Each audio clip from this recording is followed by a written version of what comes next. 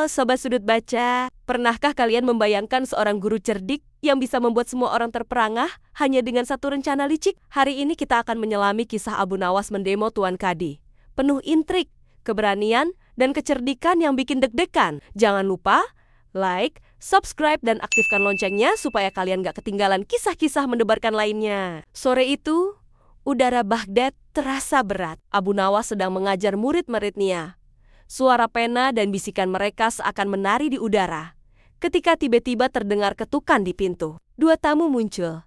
Seorang wanita tua penjual kahwa dengan wajah lelah namun tajam. Dan seorang pemuda Mesir dengan sorot mata cemas. Maaf, maaf, kami memohon bantuanmu, kata wanita tua itu dengan suara serak. Pemuda Mesir menambahkan beberapa kata tergagap, menceritakan penderitaan mereka. Abu Nawas mendengarkan. Matanya berkilat, lalu dengan tenang berkata kepada murid-muridnya, "Sekarang tutuplah kitab kalian. Pergilah kalian, dan ajak tuminmen kalian malam ini. Bawalah cangkul, kapak, martil, dan batu." Murid-murid saling pandang, terheran-heran, namun mereka menundukkan kepala. Abu Nawas terkenal karena rencana-rencananya yang selalu aneh, tapi selalu benar. Malam harinya, murid-murid itu datang, membawa semua peralatan seperti yang diperintahkan. Abu Nawas menatap mereka dengan serius. "Hari ini, kita akan merusak rumah Tuan Kadi yang baru jadi," ujarnya. Suaranya tegas, penuh aura misteri. "Merusak rumah Tuan Kadi," gumam murid-murid. Ragu-ragu. "Jangan ragu. Barang siapa menghalangi, abaikan saja. Pecahkan rumah itu. Jika ada yang menentang, katakan aku yang menyuruh. Lemparkan batu jika perlu." Halo Sobat Sudut Baca, pernahkah kalian membayangkan seorang guru cerdik yang bisa membuat semua orang terperangah hanya dengan satu rencana licik? Hari ini kita akan menyelami kisah Abu Nawas mendemo Tuan Kadi. Penuh intrik, keberanian, dan kecerdikan yang bikin deg-degan. Jangan lupa like, subscribe, dan aktifkan loncengnya supaya kalian gak ketinggalan kisah-kisah mendebarkan lainnya. Dan rumah Tuan Kadi pun roboh, rata dengan tanah. Tuan Kadi hanya bisa marah-marah, tapi tak ada yang berani membela dirinya. "Dasar Abu Nawas provokator," gumamnya. "Besok aku akan lapor Baginda." Benar. Esoknya Tuan Kadi menghadap sang raja, membawa kemarahan dan keputusasaan.